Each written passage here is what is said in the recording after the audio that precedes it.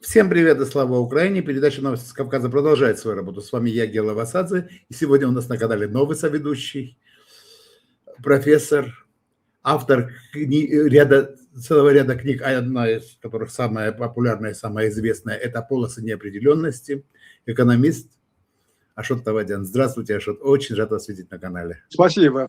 Здравствуйте. Ашот, понятно, что прежде всего с вами хотелось бы поговорить про экономику, но у нас такая жизнь, что экономика, она теснейшим образом связана с политикой. И понятно, что она вообще теснейшим образом связана с политикой. А в наших странах, в нашей региональной песочнице, как я говорю, особенно связана. Конечно. Хартия, значит, стратегическом партнерстве Соединенных Штатов и в то, что за ней последовало, это конкретные вещи. Это шанс на экономическое чудо для Армении или риск выйти за пределы устойчивости? Что это на самом деле? А может быть и то, и другое? И вот хотелось бы услышать ваше мнение по этому поводу. Я должен сказать, да, что с одной стороны это... Ашот, я прошу прощения, а можно поставить телефон, потому что в руке вы его не уделите столько времени. Давайте я, может быть, так поставлю, чтобы вы меня видели. Да. Чтобы я его не дергал. Вот так хорошо? Да, хорошо, замечательно. Да? Ну, хорошо. Если я могу и поближе представить, вот так. Нет, нормально, хорошо, замечательно. Да? Так, ну, конечно, в первую очередь надо отметить меморандум о мирном сотрудничестве в сфере ядерной энергетики США и Армении. Ну, причем инвестиции там два фактора. Да? Там сначала будет предоставлено инвестировано 5 миллиардов, а потом 4 миллиарда. Я должен сказать о следующем. То же самое касается, конечно, и чипов, которые, и беспилотные летательные аппараты, но это небольшая там сумма, там всего лишь порядка 10 миллионов долларов. Так, а что тут касается, конечно, тут серьезно 9 миллиардов. Ну, я должен сказать, что следует всегда обращать внимание на те выступления, которые последовали за этими соглашениями. Что же заявил Венс от этой программе? Первое, да? Вот какая польза от этого дела? Ну и правильно, человек строит свою карьеру, наверное, хочет в дальнейшем стать президентом Соединенных Штатов. И он сразу заявил, что данное ядерное сотрудничество, а также сотрудничество в области вот новых чипов, которые тоже предполагается, да, вот сверхмощные чипы, NVIDIA называется, производить в Армении, это в первую очередь что даст? В первую очередь даст создание новых рабочих мест в США, развитие технологий в Соединенных Штатах Америки. А для Армении такие общие слова. Процветание народа Армении. Кстати, это надо всегда помнить, что в первую очередь решаются не только ваши задачи, но и задачи инвесторов. Я должен сказать о следующем факторе. Да, вот, кстати, в законодательстве Соединенных Штатов Америки о резервной системе Соединенных Штатов так и указано, что основная цель – это стабильность цен и создание новых рабочих мест, то есть максимальная занятость. Вот они придерживаются этого принципа. Выгодно это Соединенным Штатам? Да, выгодно. Это инвестиции в нашу страну, и то есть продажа своих технологий, а в дальнейшем и они будут это работать на этой атомной станции, которая, да, модульная атомная станция, естественно, создаст для Соединенных Штатов новые рабочие места, создаст возможность развивать свои технологии. Правильно они поступают в этом плане. И основная цель экономики, особенно экономик малых стран, в чем заключается? Ну и всех, конечно. Об этом я специально написал вот в этой книге, которую вы упомянули, Asset Advance. Да? Дело в том, что главная цель любой страны – это рост ВВП. Второй пункт. Значительный рост экспорта, особенно экспорта готовой продукции, создание новых рабочих мест, они взаимосвязаны, второй и третий. И четвертый фактор, да, это стабильность цен. Это сформулировано еще в законе об экономическом развитии Германии, вот эти все 4 пункта, я на них сослался. То есть они в первую очередь решили свои задачи там, да, рост экспорта готовой продукции и создание дополнительных рабочих мест. Для Армении это может создать какие-то проблемы вот чисто в политическом плане также, потому что ну почему не в Грузии, а в Армении, да, вот это модульные станции. А дело в том, что у нас атомная станция, да, которая эксплуатируется уже давно, правда, но все время процесс модернизации идет, и, видимо, это связано с тем, чтобы одно заменить другими. Создаст это политические проблемы для Армении? Может создать, конечно, в этом плане. Что-то дополнительное даст Армении в этом плане? Ну, усилит, да, какие-то плюсы будут, усилит энергетические мощности нашей страны. Но на самом деле инвестиции в данном случае это импорт технологий и, соответственно, создание рабочих мест в Соединенных Штатах. Прибавит ли к нам вот в этом плане, да, вот именно это, экспорт и создание новых рабочих мест для Армении? Думаю, в большом плане нет. Не даст. В энергетическом плане, конечно, укрепление будет, хотя технология абсолютно новая, нигде не применена. И, конечно, меня, не являясь энергетиком, меня тревожит тот факт, что мы можем стать экспериментом вот данной атомной технологии. Вы знаете, вот сейчас просто вы сразу же затронули несколько тем, а сейчас попытаемся разобрать их. Давайте. Для начала начнем с того, что, конечно же, это создает рабочие места и дополнительный оборот денег в Соединенных Штатах. Это естественно, это... Да. Ну, они как раз и Венс подчеркнул это. Это же, да. В чем цель? Вот он прямо заявил, ну, как говорят, чего ему скрывать? Создание новых рабочих мест в США. Вот что это даст. Развитие технологий. А для Армении, пожалуйста, было указано, что для Армении это рост благосостояния. Вот и все общие слова. Ну, Венс не должен говорить то, что это даст для Армении. Наверное, вы об этом скажете, потому что, смотрите, конечно, для Армении я, кстати, да, в свое время очень, так сказать, профессионально исследовал, так сказать, контролировал поток кредитов из западных стран. Я прекрасно знаю, что там творится и кому это выгодно. Поскольку демократические страны, да, как-то это странно, да, они могут предоставлять льготные кредиты, делать инвестиции, а народ этих стран, который прямо влияет, да, в отличие от некоторых наших стран, может влиять и заменить правительство, вдруг на это спокойно реагирует. Ну, потому что в первую очередь они решают свои задачи, свои интересы. Как это делать, если будет время, мы об этом тоже поговорим. Знаете, у меня был опыт, вот если вы уже затронули эту тему, немножко офф-топ. У меня был опыт, значит, я в практической сфере, в правительстве, в госслужбе, вообще я не человек в госслужбе, но пришлось поработать первым вице-мэром, а потом какое-то время исполняющим обязанности мэра Батуми. Так. И вот как раз-таки при мне готовился большой договор КФW, это немецкий банк реконструкции и развития, на реабилитацию, значит, водоснабжения, канализации и, значит, ливневых потоков в Батуми, ливневых каналов в Батуми. Достаточно большая сумма, причем была она, очень хорошие были условия, то есть было такое, 40% было грант вообще, 40% был кредит, очень низкие проценты, и 20% было софинансирование. Ну, я вот самое интересное, а вы смотрели структуру кредита? Ну, то есть не я, финансисты наши, конечно же, смотрели так правительство, потому что там очень важно, какой процент это идет на консультации, какой процент идет на закупку оборудования, причем обязательно европейского, а не китайского. Вот тут, и вот это все прибавляет, и какие рабочие места должны работать на этом проекте, там ваши грузины или, скажем, те, кто кредитовал. Вот эта сумма дает косвенный процент на кредит. Вот это надо знать. И это очень интересно на самом-то деле. Но я к чему говорю? Смотрите, в тот момент, когда, ну, после революции РОС мы, значит, пришли к власти, что называется, в Батуми вода не поднималась до 2-го этажа. Я живу на 3-м, мотора не поднималась. Так. Я собрал ребят, значит, ну, которые занимаются этим делом, сказал, что у нас с водой. Мне сказали, Гела, значит, с водой у нас очень хорошо. Воды у нас столько, мы на первом месте в Грузии, а Грузия страна богатая водой, А мы на первом месте в Грузии по количеству воды, потому что по количеству осадков действительно Аджария на первом месте. Мы потом или дождь идет, или после дождя.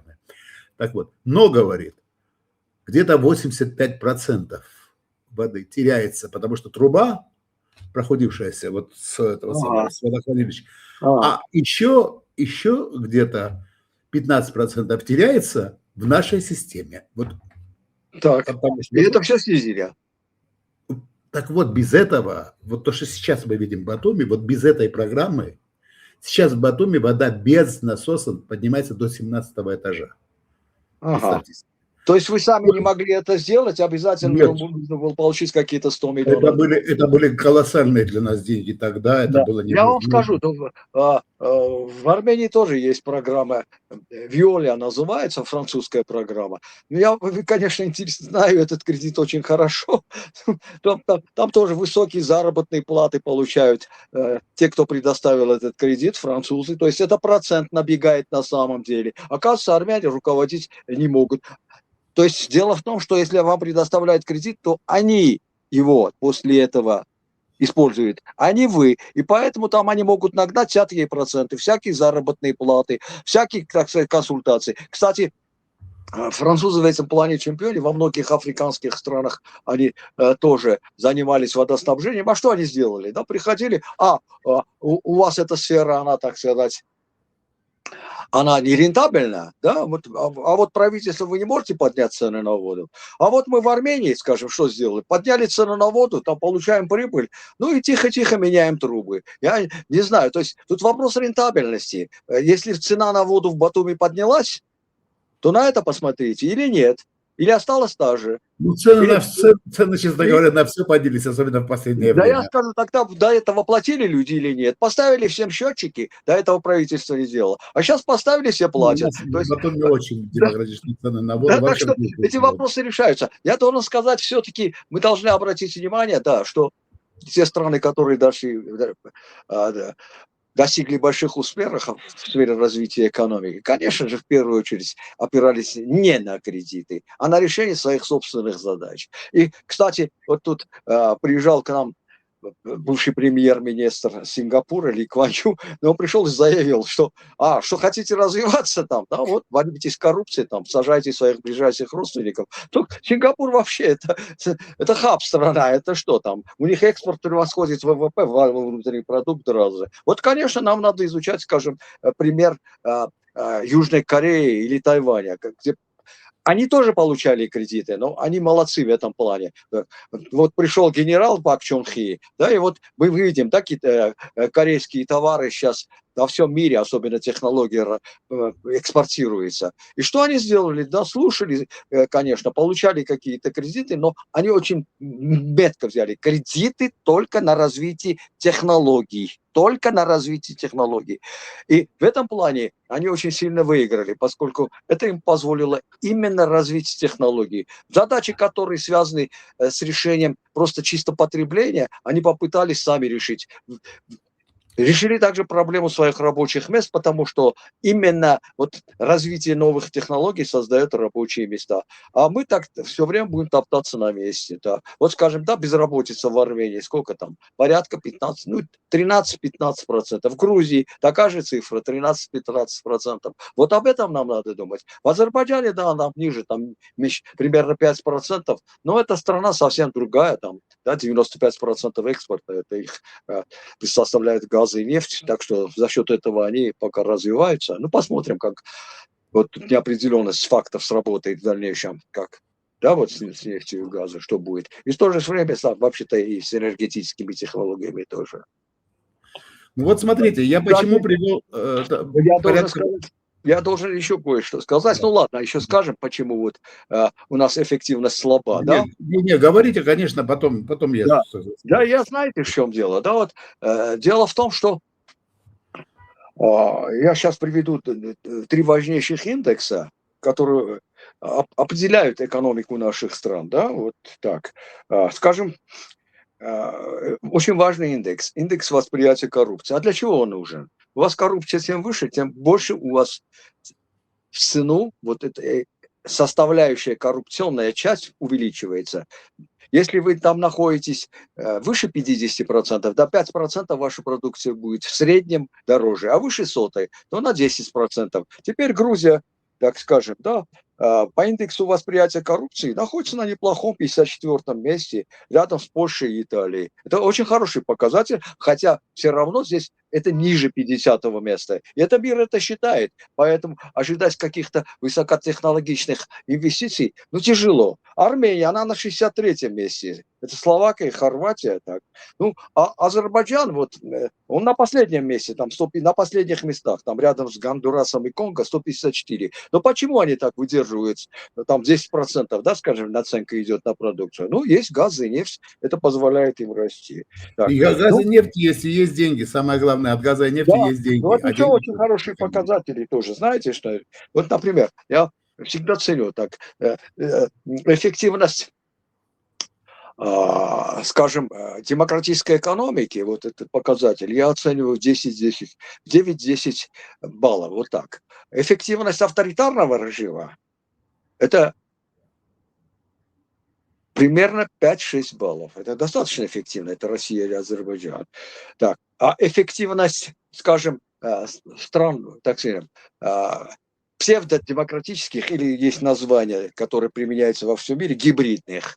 Вот у них очень низко, 2-3, потому что они не там и не там находятся. Там от голубей ушли, там, не знаю, к воронам не пристали. Ну, например, как оценивает The Economist, вот это индекс демократии, скажем, в Армении. Да, Армения – это 82-я страна, ну, и рядом Грузия, они их называют гибридными режимами. Вот мы не там и не сям.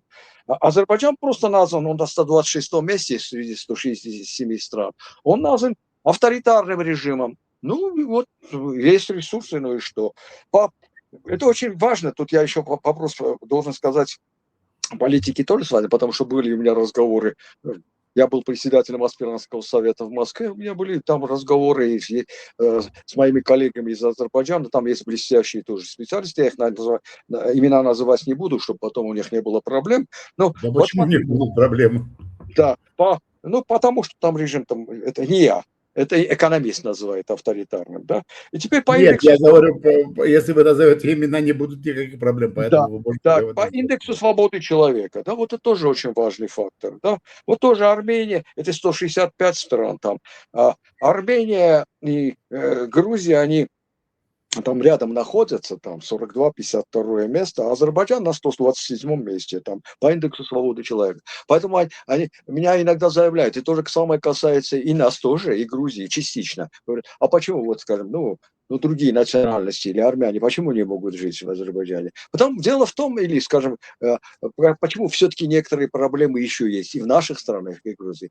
Дело в том, что в Европе очень выгодно. Там есть копенгагенские критерии, они подписаны в 93 году. И быть немцем, скажем, в Страсбурге выгодно даже, чем быть немцем в Германии. Вот так. Поэтому, если вы права своего коренного населения еще так четко не можете защитить, то, конечно, возникают проблемы и с нацменьшинствами. Вот эти вопросы надо решать. И поэтому после этого вопроса там, национальной политики, ну, по крайней мере, углы будут определенным образом сглажены. Это очень важно. Добьемся мы этого дела в Закавказье? Не знаю. По вопросу коррупции то же самое. Он очень высокий уровень коррупции. Конечно, а чего вам вкладываться в Армению, скажем, современные технологии, которые будут производиться, а не использоваться, да?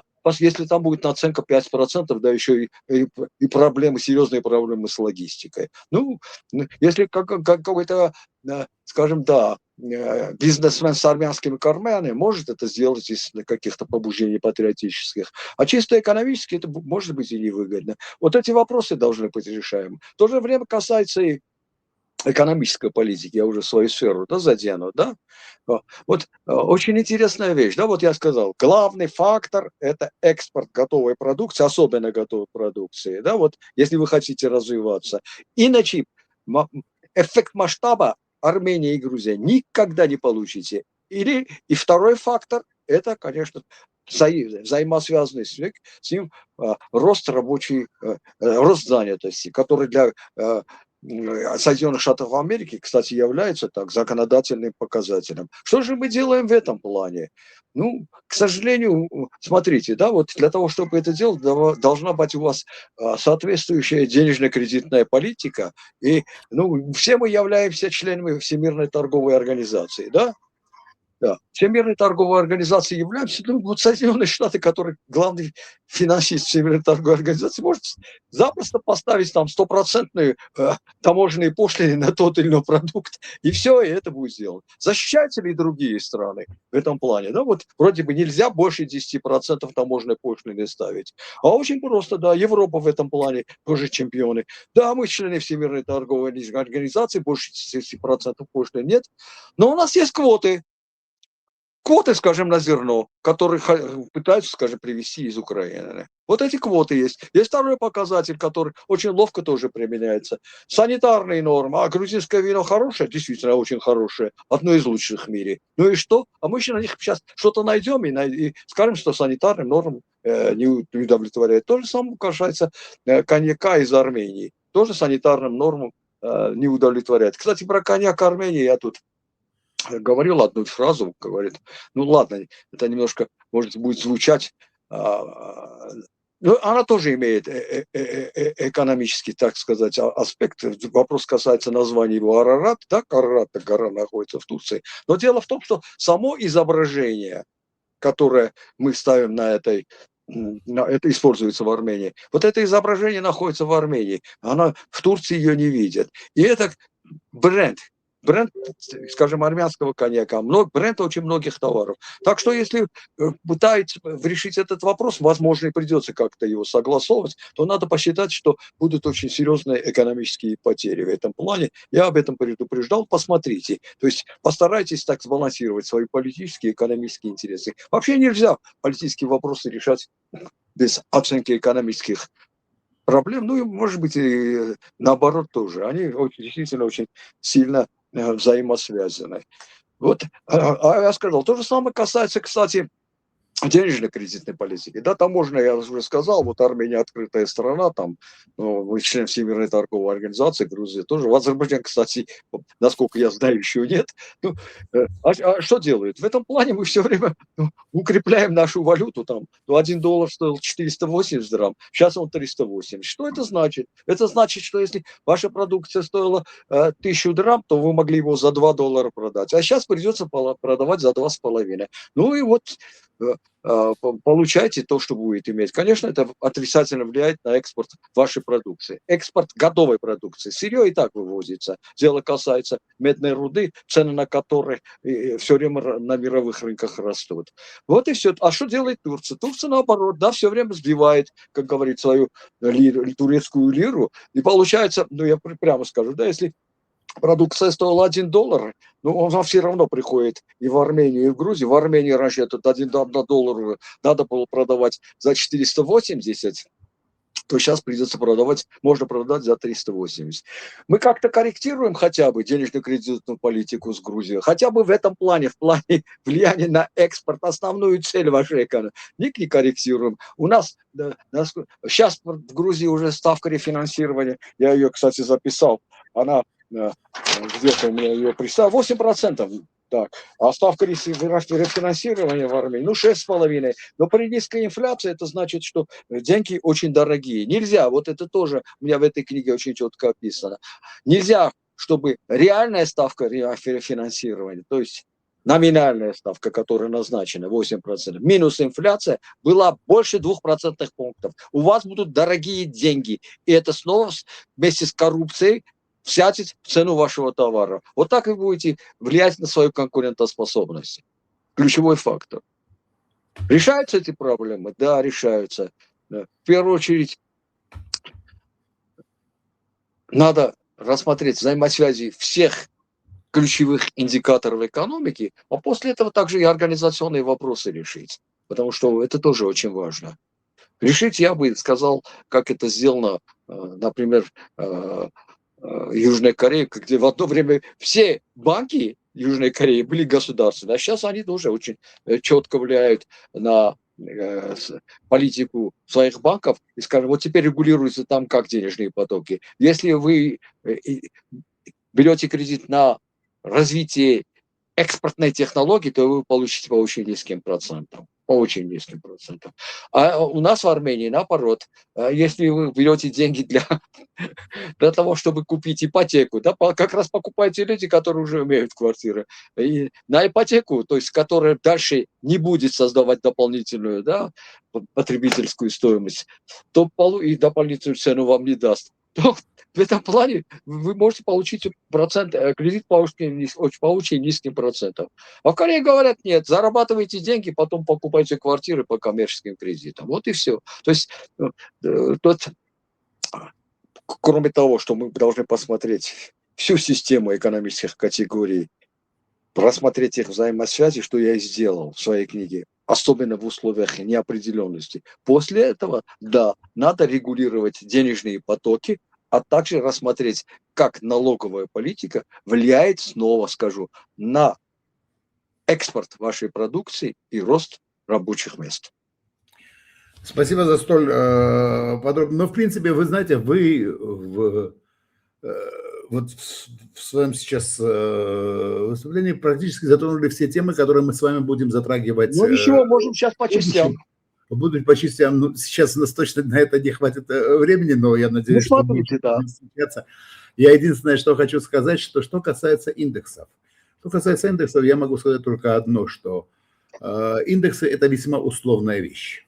Совершенно верно. Даже ВВП – это условная вещь. Но что интересно по поводу, вот насколько они не отражают ту же ситуацию. Я не буду говорить о других странах. Я сейчас скажу об этом. Индексы, конечно, условные, поскольку там в зависимости от отношения к той или иной стране, они как-то корректируются. Но, к сожалению, Запад на эти индексы обращает внимание. Инвесторы тоже обращают. Я согласен, что они, конечно же, условные. А ВВП абсолютно условная цифра, особенно в таких странах, как Армения. Потому что эти цифры правительство может определять, влиять на них, всегда влияло на эти цифры. Поэтому я указал, что нельзя только на, это есть такой закон Гудхарта, взять ли один показатель, все, экономика нельзя развиваться. Экспорт нарисовать сложно. Почему? Потому что если вы будете здесь нарисуете какой-то экспорт, то я посмотрю, скажем, а какой у вас... Посмотрю импорт армянских товаров в Грузии и сравню. То есть его нарисовать сложно. Безработицу тоже очень сложно нарисовать. Действительно там, ну скажем, занятость там. Можно там 1-2% прибавить, но серьезные вещи сделать тут тоже сложно. Поэтому эти два показателя, особенно в таких странах, как наши, играют ключевую роль. Так вот, в отличие от ВВП, который действительно очень субъективный характер носит. Я даже могу привести примеры, как он рисуется, но это отдельная, видимо, тема. Да, это отдельная тема. Я просто скажу вот что. Я после того, как добровольно абсолютно по своей воле и с большой радостью ушел, даже не с госслужбы, а из мэрии, я 7 лет возглавлял агентство регионального развития Аджарии, как раз таки об этом шла речь, что о привлечении инвестиций, создании планов общего развития. Так вот, и я обнаружил такую вещь, что индексы, может быть, и играли свою роль на первоначальном каком-то этапе. Но как только инвестор интересуется, дальше уже идет, ну совсем они не обращают внимания на индексы. Абсолютно, у них там очень утилитарная вещь, вот конкретно, вот здесь какие риски, ну, это обыкновенный свод-анализ, вы наверняка его тоже, если консалтингом... Ну, смотрите, вот что я скажу, очень важно. Проводили его наверняка много раз для разных компаний. Вот скажу опять пример Южной Кореи. Когда они видели, что инвестиции, направленные на спрос в внутреннем рынке, они его сильно ограничили. Если вы инвестируете в сферы, которые пойдут на экспорт, вот тут они по-всякому способствовали. Это очень важно. То есть вы смотрите, к сожалению, очень многие инвестиции, которые в нашей стране происходят, да, там, например, связь, там, не знаю, дороги и так далее, это те инвестиции, которые, ну, это спрос внутренний, но я еще не видел серьезные инвестиции, чтобы ваша продукция там завоевывала какую-то позицию в мире. Вот это не делается. И вот тут очень важно за этим фактором следить, потому что, опять же, это связано вот, действительно с реальным ростом экономики. Но я в конце так уже, ладно. Вот так-то. Здесь еще один такой очень важный момент. Да, я пару слов потом скажу об атоме, но это вне записи, хорошо? Хорошо, да, конечно. Значит, здесь еще один важный момент, очень важный момент. Это, хотя, в принципе, можно и сказать и здесь, в принципе, без проблем, да, про Батуми. Мне просто интересно будет услышать ваше мнение как экономиста, потому что я, например, сейчас в ужасе от того, что происходит, потому что, ну, здесь то, что превратили город в точечную застройку. Ну, это то же самое, вы смотрите, это спрос, внутренний спрос они захватили, да, получается так. Ну, правда, частично экспорт услуг идет, но это просто ужасно, потому что у нас, то есть, все наши планы, которые были, а ведь планы были, и в них были вложены деньги, да, немалые деньги, и это вкладывалось в бюджет, это вкладывало государство. Все они фактически, ну, были абсолютно проигнорированы. Абсолютно. Но это уже... И вот что касается Грузии, вы понимаете, в чем дело? Вот когда я слышал про индекс восприятия коррупции и так далее по Грузии, у меня... Я вспомнил анекдот, когда... Ну, еще советский анекдот, вы его наверняка тоже слышали, когда в детском саду спрашивают у детей, а где, говорит, самые хорошие игрушки у детей? Все в Советском Союзе. А где, говорит, лучше всего кормят в садиках детей? В Советском Союзе. А где дети самые счастливые? В Советском Союзе.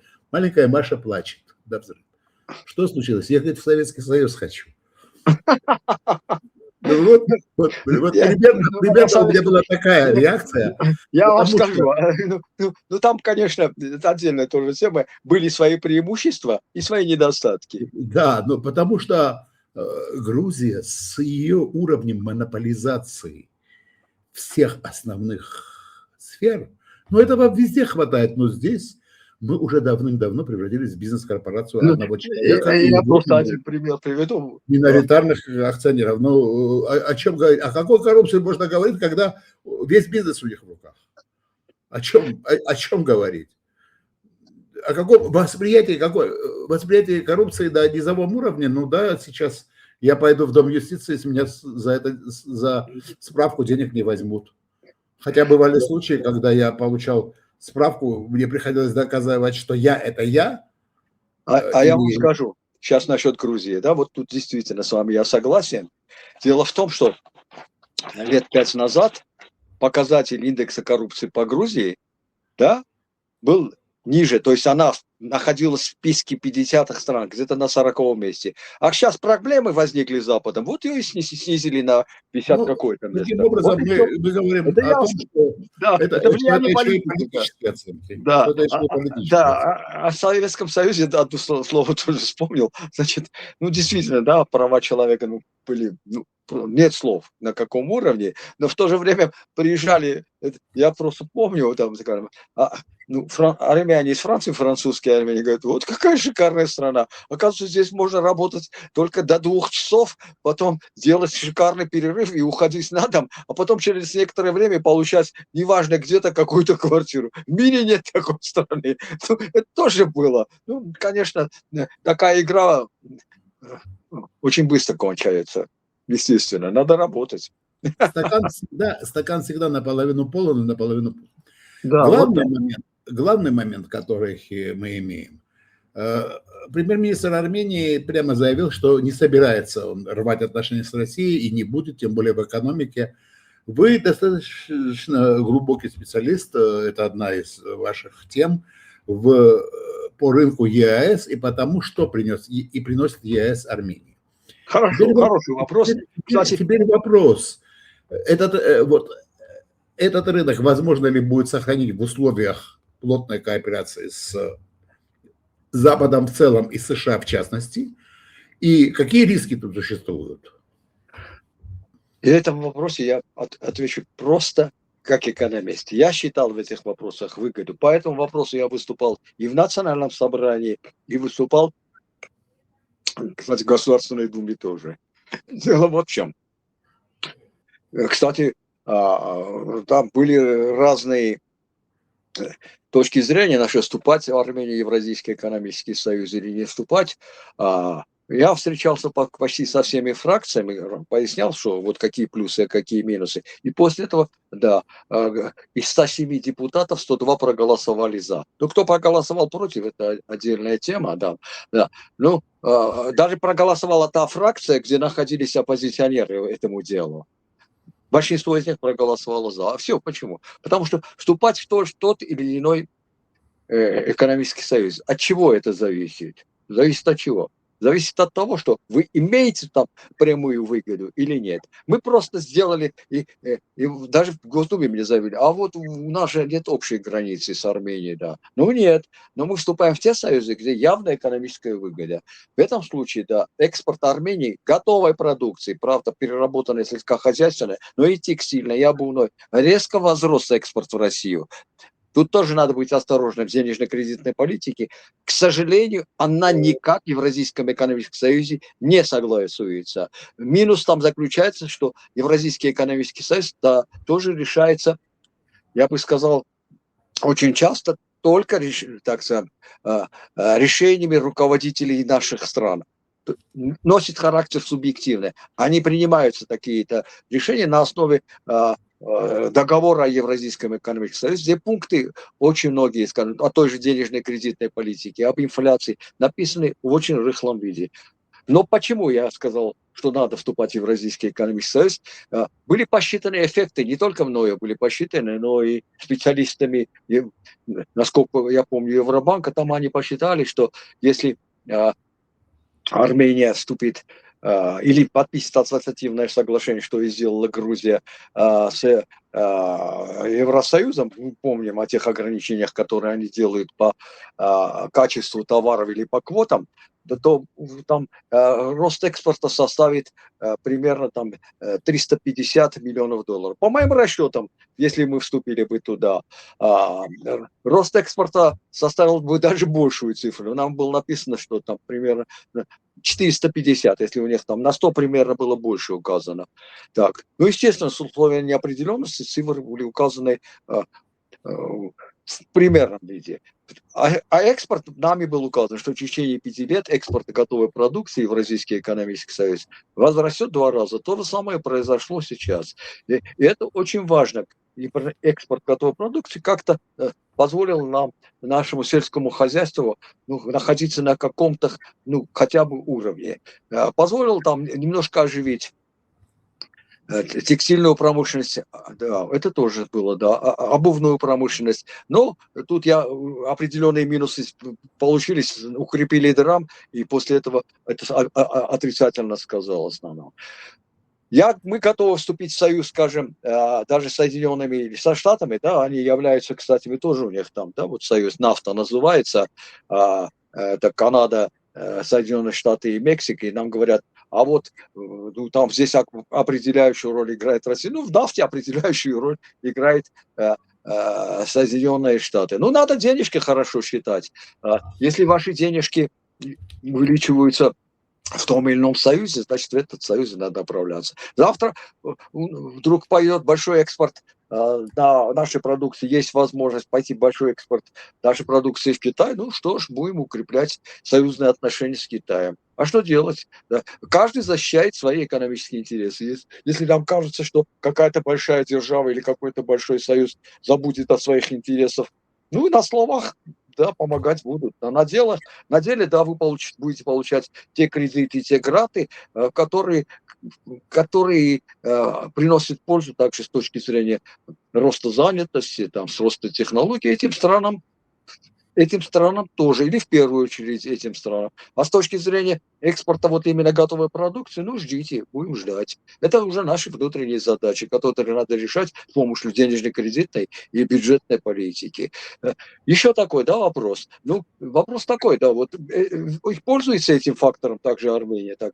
Должен сказать, да, пользуется там. И Запад на эти глаза закрывает. Мы получали необработанную, да, там золото, там из России не только, а даже готовую продукцию, и реэкспортировали ее в Объединенные Арабские Эмираты. То же самое происходит с нефтью, там, все это знают, там, да, экспорт из нефти из России идет в Азербайджан, а из Азербайджана там эта продукция идет в Евросоюз. Все об этом знают и все на это закрывают глаза. Все там выгодно, зато на бумаге все хорошо. Вот в этом плане. А по Союзу я сказал, да, в первую очередь мы оценивали экономические интересы. Кстати, я подвергся тогда сильной критике, причем от тех людей, которые, ну, не буду называть, но они действительно сейчас занимают высокие посты, что вот время покажет, что расчеты профессора Тавазяна были неправы. Через 5 лет те же люди написали там, время показало, но уже без названия профессора Тавазяна, без упоминания, что расчеты были правильные.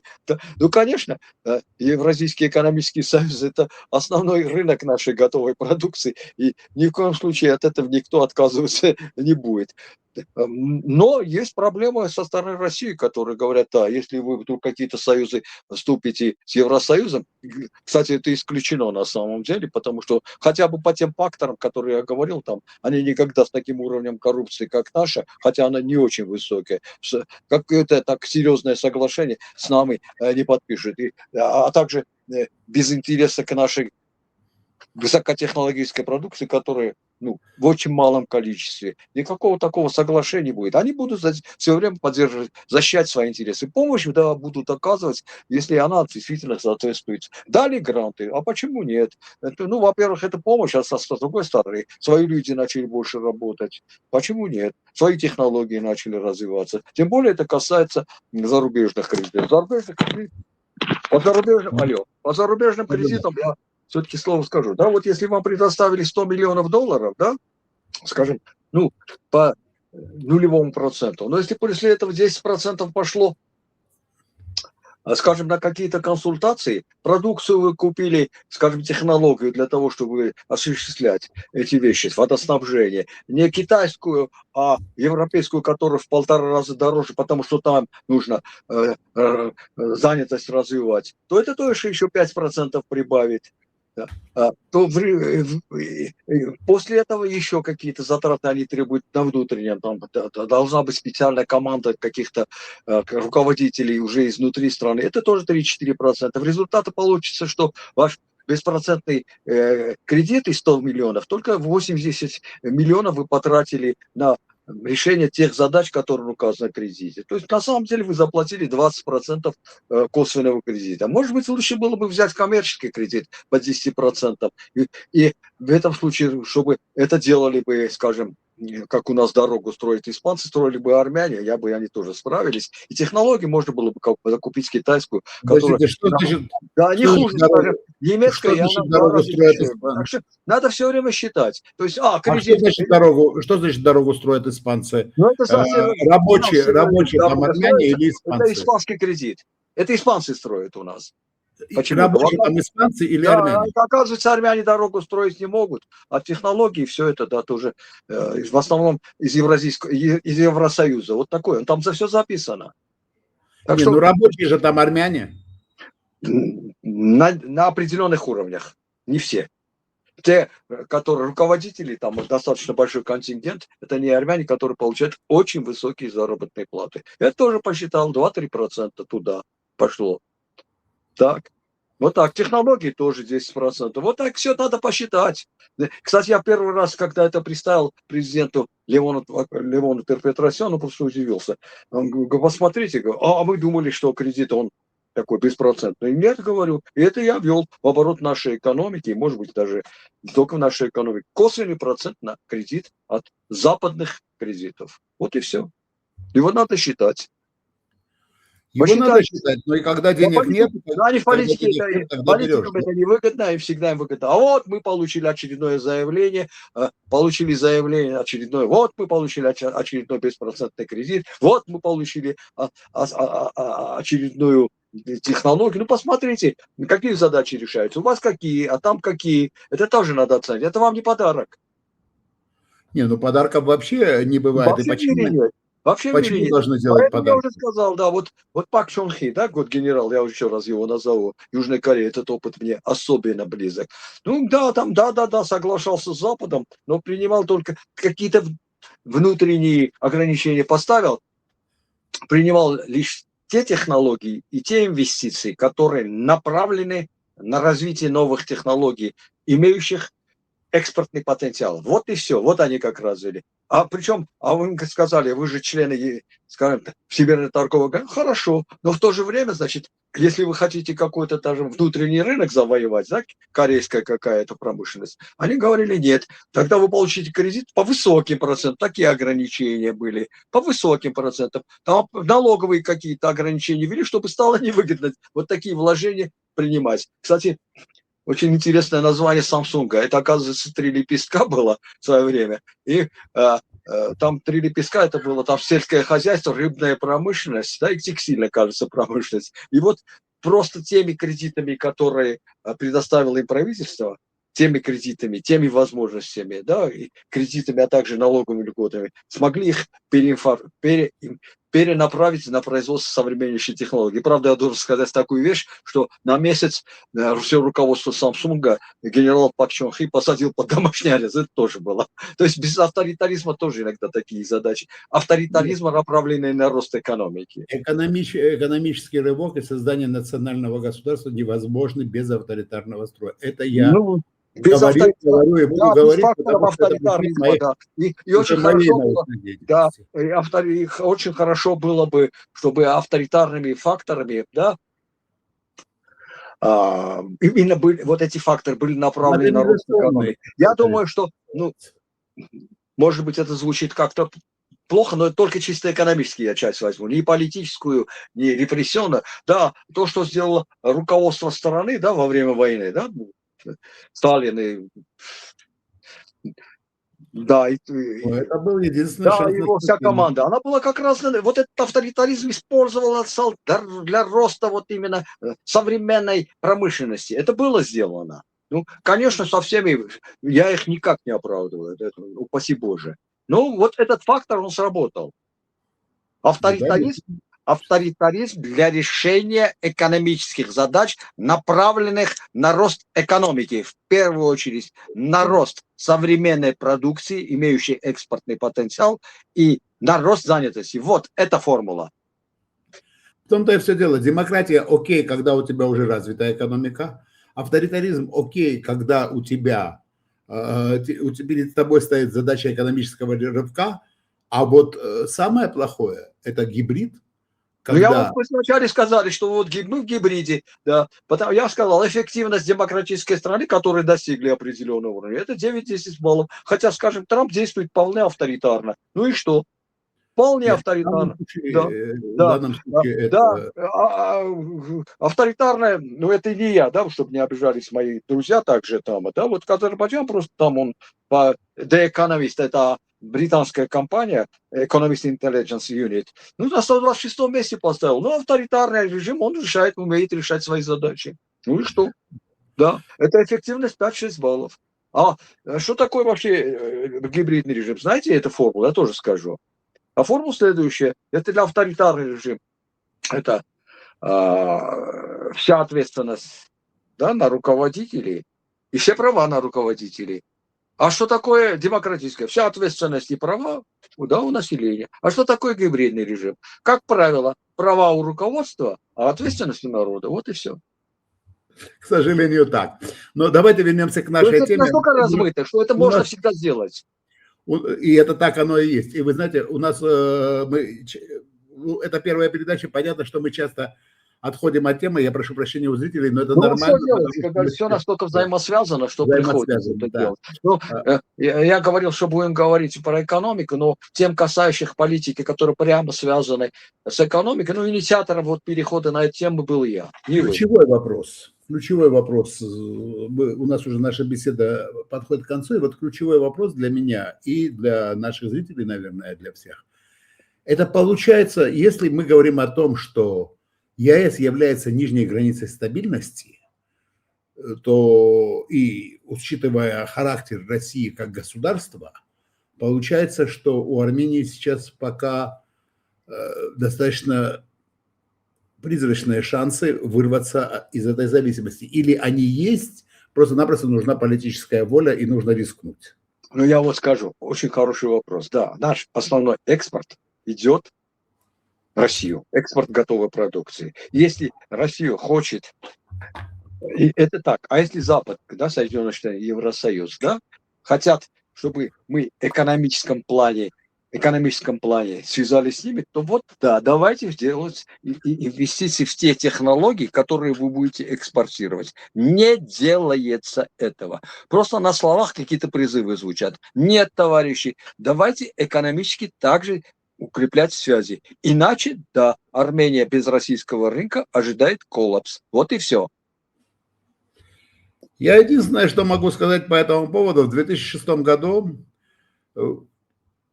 да, мы не были членами ЕС тогда вообще не было, по-моему, но фактически весь экспорт шел в Россию. Да. И у нас было состояние шока, нам перекрыла Россия полностью рынок. Ну, я об этом пару слов сейчас скажу. Но в итоге у нас 2005, 2006, 2007, 2008 годы был двузначный рост экономики, что для того времени было вообще... После этого была война, конечно, война и финансовый кризис был спад, но в 2010, 2011, 2012 году опять двузначный рост экономики. То есть, значит, иногда через шок страны решают. Да, говорится, знаете, там, это в больнице, там, как говорится, лечат шоком, там 3 выживают, 7 погибает. Ну, выживают, да. Это, знаете, это хороший пример. Это очень хорошая книга есть, которая называется Black Swan, черный лебедь. Да, этот пример приведен. Да, обожаю Талеба. Вот те страны, которые, вот это он перевел на больных, говорится, те больные, которые вылечиваются шоком, они потом рекламируются во всем мире. А те, которые, как говорится, не смогли вылечиться, там в прямом смысле зарыты в землю. Так что и об этом не говорят. Как правило, о неудачных примерах не выступают. Так что тут вероятность есть. Вероятность, но эту вероятность надо оценить. То есть лучше все-таки не рисковать. Я бы не советовал, если ко мне обращаются. Но иногда вот такой минус есть, да, почему экономисты, ну, они, конечно, люди состоятельные, но почему не сильно богатеют? Дело в том, что мы все время считаем плюсы и минусы. Если риск там превышает 10%, то, как правило, в эти дела не вступаем. А бизнесмены вступают, и потом 90% прогорают, а 10% становятся очень богатыми. И вот эти 10% пишут книги. Как я разбогател? А 90% об этом книги не пишут. Так. Да. Ну, знаете, я один пример хочу привести. Вот это очень важный там пример, я думаю, и для Грузии, и для Армении. Вот смотрите, да, вот Азербайджан даже вот в этом плане продвинулся. Да, я имею в виду открытие дорог, да, хотя тут мы сильно радуемся, там идет экспорт из Азербайджана, хорошо бы, исходя из эквивалентности, что пошел экспорт и Армении тоже. Вот в этом случае только надо радоваться. И все время мы помним основной фонд. Что же касается Грузии, да, вот я привел пример с нефтепродуктами. Вот Запад умело отделяет политические и экономические задачи. Умеем мы это делать? Я думаю, что нет, не умеем. Да, вот я все время думаю, да, вот почему? Вот сейчас перекроет же сработает вот эта железная дорога через Азербайджан. Грузия своей продукции, кстати, тоже сельскохозяйственную продукцию, там, виноводочную, в основном вывозит в Россию. А почему там вот здесь четко не отделить позицию политическую от экономической? Может быть, сделать даже политическое заявление, что нет, там, не знаю, нарушены. Мы будем решать там те пункты, которые я обсуждал, там, демократические, хотя они достаточно решены. Но в то же время можно сказать следующее. Давайте, как говорится, мы откроем железную дорогу через Грузию, но взять за это определенную цену. Вот я как экономист считаю, что это можно сделать. Оставляю политические стороны. Будет выигрывать от этого Грузия. Почему нет? Открываем, но давайте таможенные пошлины снимите, товарищи. Газ на цену на газ резко снизите. Вот это цена. А почему это не сделать? А что от этого мешает? Что это мешает в политическом плане? В политическом плане все остается. Большие страны умные в этом плане поступают. Да, японцы, скажем, а что они? Не торгуют с Россией? Торгуют. Да? Хотя у них та же проблема. Даже хуже. Поэтому я думаю, что все-таки и нас это касается. Политические, экономические проблемы надо четко отделять. Да, Запад это делается изи, легко, когда это им нужно бывает. А мы все время все в одну кучу сваливаем, и все остается нерешенным. Поэтому я еще раз говорю, как экономист, давайте считать пользу, которую получит экономически от того или иного решения, того или иного решения та или иная страна, наши страны, кавказские, малые страны, где масштаба, эффекта масштаба нет. И посчитать, может это как-то политически сильно повлиять. Если сильно повлияет, ну ладно тогда. Если же вопрос остается на том же уровне политически, то это можно сделать, получить большую выгоду. Почему нет? Тогда сработает железная дорога не только не только в Грузии, но и в Турцию. Можно и там большие денежки получать. Турция же большой рынок. Можно получить, да, и от Армении тоже. Конечно, я не скрою, тут есть и армянские интересы. Но вот если азербайджанская дорога откроется, то получится, что эти интересы нивелируются. Поэтому я все-таки, конечно, хотел бы, чтобы это случилось, но только в том случае, если Грузия получит свои определенные экономические выгоды. Я, кстати, российским коллегам тоже сказал, вот они откроют. А вы что, вы предлагали как что-то хорошее в этом? Просто откроют. А кто так просто откроет? Конечно, не откроет. Это же есть политический вопрос. Снизили им цены на газ? Нет. Сняли таможенные пошлины? Нет. Ну вот это сделается, тогда, может быть, получится. А может и нет, не знаю. Вы знаете, я все-таки... Я ни разу еще такого предложения не видел. Несмотря на то, что у меня есть базовое экономическое образование, я все-таки по первой специальности, и по диссертации, и по всему остальному все-таки политический аналитик, политолог. И я исхожу из того, что здесь нужно иметь в виду, какая страна. Россия с ее политикой. Да не будет она никогда. А что нам делать? Это наш большой сосед, куда мы от него денемся? Не будет никогда. Вот то, что вы говорите, это принцип win-win. Принцип win-win может существовать в отношениях с любыми странами, но с сегодняшней Россией точно нет. Может быть, когда-нибудь, да. А сегодня, к сожалению, нет. Но это моя точка зрения, очень субъективная, что называется. Ну, посмотрите, эта точка зрения может оставаться, она будет, но почему бы экономически не сорвать свою выгоду? Что от этого? Я уже сказал, почему. Точка зрения пусть будет. Политическая позиция остается. Я с этим никак не спорю. Я просто сказал, что в развитых странах и Соединенные Штаты, и Евросоюз очень, исходя из своих интересов, когда надо, отделяют политические и экономические, оставляя политические интересы, политические вопросы в повестке дня. Вот это надо уметь. А мы малые страны все время обижаемся. Ну, будем обижаться. Есть просто разница. Да, естественно, мы все знаем, как. Что от этого меняется? Разница в ресурсах. Я считаю, выгоду, если Армения станет мощнее, чисто экономически, ну, я думаю, что это касается и Грузии, то с нею начнут больше считаться. А там что кто-то останется авторитарным или не авторитарным, ну, пусть останется. Пусть они свои внутренние задачи решают, а мы будем свою экономическую пользу иметь. Я думаю, вот что, просто-напросто между странами Евросоюза и США и между нами, странами Южного Кавказа, есть большая разница в ресурсах. Огромная. Я вам сказал, они нас воспринимают, вот как раз я сказал, так и у них, а это они их написали, не мы, гибридные страны. Может быть, там она частично интересна, только Азербайджан. Ну, а почему? Почему Азербайджан ни в какие союзы не вступает, никакие ассоциативные соглашения не подписывает? Очень просто, потому что во всем мире все стремятся покопать ресурсы, потому что купил ресурсы, создал новые технологии, повысил свою занятость, вот и все, свои вопросы решил. А готовую продукцию очень сложно продавать. Вот поэтому для того, чтобы продавать ресурсы, никакие союзы не нужны. Вот мы продаем, да, концентрат цветных металлов. А что, мы в какие-то союзы за это вступим? Основной покупатель у нас не Россия в этом плане. Это да, Запад и Китай. А зачем какие-то союзы вступать? Сырье и так покупается. А вот сделает Запад какие-то вложения, чтобы мы получили готовую медную продукцию? Ну нет.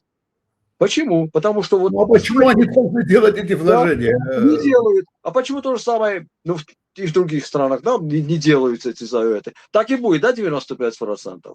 Потому что они хотят, чтобы вот готовые технологии, не хотят, их избиратели, может быть, это требуют. Давайте нам рост производства, рост новых технологий, рост занятости. А как это сделать? Купи сырье, готовую продукцию, сделай, и после этого продай же той же Армении. Вот и все. Понятно, что... Эта цепочка очень здорово работает. Поэтому в этом плане продажи ресурсов там никакие союзы не нужны. И так все покупают. У нас, Да. к сожалению, уже не Сырье осталось это что? времени. Это национальное богатство страны. Ну, давайте, выносите. Что будем делать? Посмотрим, конечно. Вообще технологии взрывным образом развиваются. Да, вот мы смотрим. Энергомобили, да, электромобили пошли в массовом количестве там. Ну, посмотрим. Тут я прогноз больше 2-3 лет не советую никому делать. Да и не надо. За 2-3 года так все меняется, что... Так что да, мы-то находимся, кстати, вот в состоянии, так сказать, в том состоянии, где решаются вопросы. Ну, объекты, да, где решаются вопросы. Вот и все. И, естественно, очень трудно противостоять таким мощнейшим странам, когда они какие-то решения предлагают. Не надо противостоять, надо сотрудничать. А что, у нас, Надо к сожалению, уже не осталось надо времени. сотрудничать, но всегда помнить свои интересы. Я скажу, что у меня были переговоры в свое время, когда я был председателем Кампур Запада, когда ты аккуратненько вставляешь свои интересы, да, вот те расчеты, которые сделаны, это проходит. Вот это не делается, не всегда делается, или делается очень редко. Вот в этом плане хотя бы надо работать. Снижать косвенный процент на кредит, направлять технологии, да, направлять инвестиции в новые технологии. Это можно, да, можно сделать. Работаем в этом плане? Нет. А можно это сделать? Да, я же сказал, что можно, если ты соответственным образом сделаешь деньги дорогими для тех сфер, которые хотят, так сказать, захватить ваш внутренний рынок, и сделать дешевым для тех сфер, и налоги тоже, соответственно, которые пойдут, имеют экспортный потенциал. Здесь можно сделать какие-то вещи, можно. Здесь можно использовать потенциал Запада, особенно Запада, да. Надо в этом плане работать с Западом, надо. Я думаю, что-то получится. Если вы очень четко будете ставить свои интересы, то я думаю, что-то получится. Почему не получилось в Южной Корее? Получилось. Почему не получилось у Германии, да, у канцлера Эдуарда Аденауэра и Людвига Эрхарда, да, отца развития немецкой экономики. Я думаю, что в этом плане да. Я думаю, вот что я сказал, да, есть люфт. В этом люфте вы можете решить свои задачи. Большой он люфт? Нет, малый. Но постарайтесь определить в этом люфте максимум. Вот и все. Большое спасибо. У нас, к сожалению, уже не осталось времени. Тем у нас более чем достаточно, поэтому я думаю, что мы еще не раз встретимся на канале и поговорим. А потом я пару слов скажу. Большое спасибо, дорогие друзья, что были сегодня с нами. Берегите себя и до новых встреч.